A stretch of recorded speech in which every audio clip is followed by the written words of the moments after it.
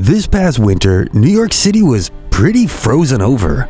So I went south to Rio de Janeiro, Brazil. And when I got back to New York City, it was even more frozen over than before.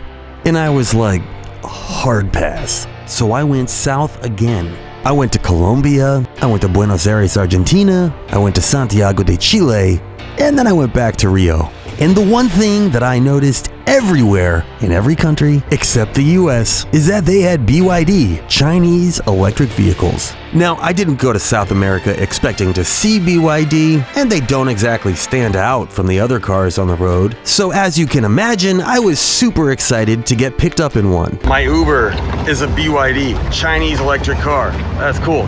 See this? BYD.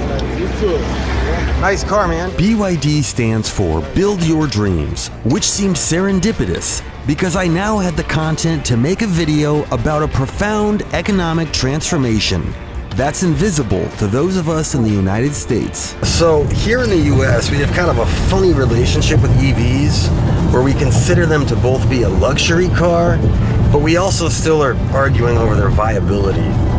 Yes, I got a haircut. It's handsome, right? Chinese EVs in emerging markets are really competitive products. These cars, first and foremost, are affordable.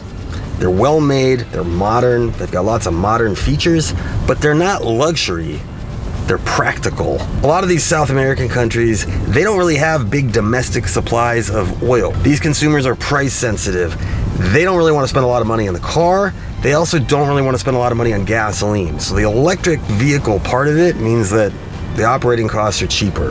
An EV that's between $20,000 and $30,000 is a really, really compelling product. It's not a political statement.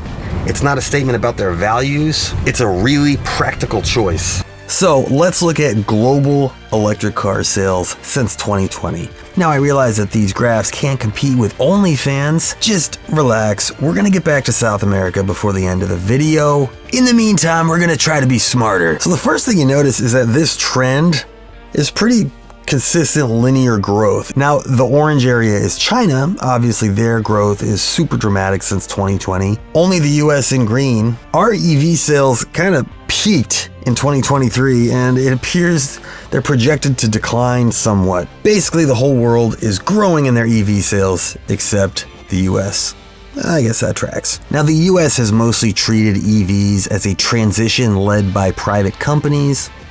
Shout out to Tesla. But if you look at government support for EVs, you'll notice that, well, the US over here, our government support for EVs has kind of went up, and now we're going back down again. Meanwhile, over here, China, the Chinese government support for EVs it's blown up, shall we say. And there's kind of two things this makes me wonder. The first one is I just can't help but wonder if the US auto industry is just hurtling towards irrelevance. We're essentially choosing not to make the most cutting edge cars. The second one is that the US EV market is overwhelmingly driven by one company, Tesla, and I really get the sense that Tesla's giving up. Tesla car sales peaked in 2023 and they've been declining ever since. This graph shows the number of different models of cars that are available for sale worldwide. Blues are electric. You can see that for the past several years, there have been hundreds of new electric vehicle models that have come on the market. How many new models of cars has Tesla come out with? They've cut 2 of their 5 cars. They just cut production of the Model S and the Model X. The Tesla Model Y and Model 3 are still the top 2 best-selling EVs in the world. Regardless, their sales are pretty clearly declining relative to the overall share. China is now selling approaching 10 times as many EVs every year as the United States. BYD alone is selling something like 3.5 to 4 million cars a year. That's over double the size, just from one company, of the entire US EV market. But it's in battery production where China really shines, and they sell about 80% of the world's EV batteries. China is focused increasingly on making LFP batteries. That stands for lithium iron phosphate. LFP batteries are cheaper because they don't use expensive minerals like nickel and cobalt. LFP batteries far outperform the competitors and the number of cycles that they can hold a charge for. That's a big deal as your car ages. Once it gets to be like a decade or 2 decades old, in an emerging market where people don't expect to get a new car every few years. This is the critical advantage that is allowing China to manufacture so many EVs at such a competitive price. A lot of these Chinese EVs sell for under $20,000 in mainland China and under $30,000 anywhere else. There are very few cars in the United States that still sell for under $30,000. So this is the part that gets awkward for policymakers in the United States. Chinese EVs would be very competitive if only they could be sold here. The main thing keeping Chinese EVs out of the United States are tariffs. There is a 100% tariff on Chinese vehicles in the United States. That effectively means that take the price of the car, you double that. And that is now the price of the car. But you take that policy away, and it's hard to see how Tesla, for example, could still compete with that. And for that reason, the US is one of the hardest markets for Chinese EVs to crack. So when we're talking about selling EVs to emerging markets, it's critical to understand that the business isn't just the one-time sale of the car itself. It's about providing the entire ecosystem thereafter, the ecosystem of charging infrastructure, repairs, different parts, supplies, things like that. So let's get back to those 4 South American countries we're talking about as examples of emerging markets. I have put together this table here that compares each of these countries ranked by their Human Development Index first, their gross domestic product per capita second, and their population third. So the Human Development Index is a pretty interesting proxy for development. It's on a scale of 1 to 0. Richer, fancier countries are 1. Poorer countries are closer to 0, but realistically these days they're like in the 0.5s. The HDI incorporates things like life expectancy at birth, how many years of education does somebody get, not just income, which is what GDP per capita is a better proxy for. So first on the list is Chile. The HDI is 0.878. That puts it pretty much on par with countries in Eastern Europe like the Baltics, Estonia, Latvia, Lithuania. There's a lot of people that think Chile isn't really an emerging economy anymore. It's essentially, it's emerged. It is a society of rampant consumerism. We're going to see what that looks like in a second. Also, Chile is the only country that I saw any Teslas in. I never saw a Tesla anywhere else in South America. Argentina, just below Chile, 0.865. In terms of levels of wealth, it's pretty similar to Chile. Not such a great example of an emerging market either, because Argentina has been mired in political dysfunction and hyperinflation and things like that for like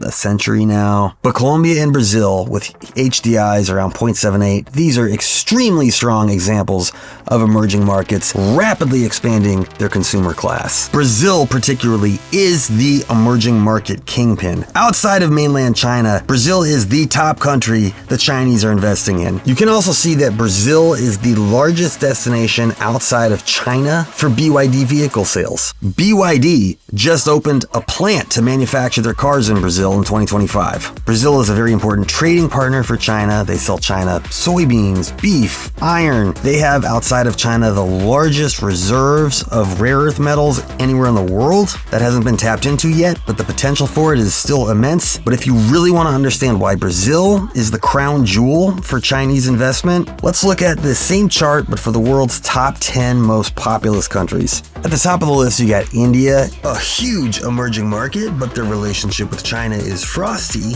China's next, then the US, obviously the richest country on here, and then the next 4 countries are 4 countries in the 200 millions of population. Indonesia, Pakistan, Nigeria, and Brazil. And of these 4 countries, Brazil is much richer and has a much larger base of emerging consumers. So car purchases are one of the clearest indicators that a society is becoming more and more consumer oriented. Unlike a lot of other consumer goods like appliances, electronics, smartphones, computers, flat screen televisions, things like that, buying a car tends to lag the purchase of those things. The majority of people who purchase a car do so with financing. There have to be financial institutions available. They have to have confidence that the person they're giving the loan to is going to continue making money in the future. The person buying the car is making the exact same judgment about themselves. They have the confidence that their own income is going to allow them to buy fuel, maintenance the car, buy insurance for years into the future. Car purchases are also an indicator that the country as a whole has built the infrastructure to sustain cars. And the fact that all these emerging consumers are choosing Chinese electric vehicles indicates a shift in the global industrial order. Counterintuitively, if you want to understand how these South American countries are turning into societies of rampant consumerism, you need not look at the data, Instead, look at the garbage. While I was in Chile, I reconnected with an old flame and helped her take crap from her childhood home to this recycling center. This is a classic South American experience. You can't get this anywhere else, what we're about to do. Should we just leave it here and run? It turns out that even in South America, you can have too much crap. And this is where you go to get rid of it all. So much crap. So much crap, amigo. Is it fair to say that Chile is a society of rampant consumerism? What is a rampant consumerism? You know what consumerism is? Yes. It means when you buy stuff because you're not happy, so you keep buying more stuff thinking that No, this is just because we were like a 5-people family. Solo basura, pero esto es como plástico. You getting rid of the CD rack? Of course. You don't need this anymore? What happened to your CDs? Esto, what the heck? Just say it. These little pants. Ropa en buen y mal estado. That means clothes in good or bad. Mixed condition. Look, I found something that is not clothes. Old hair dryer. E-waste. Holy shit. Wow. Okay. E-waste. Were these my AirPods at one point? Maybe. CDs. Are you sure you want to get rid of these? This might be. You could probably listen to it in the car. These are just movies. Earplugs. These are Lion's Mane gummies. You're not gonna take them? They expired already. Chatarra, amigo. You should learn that word. What does that mean? Like waste.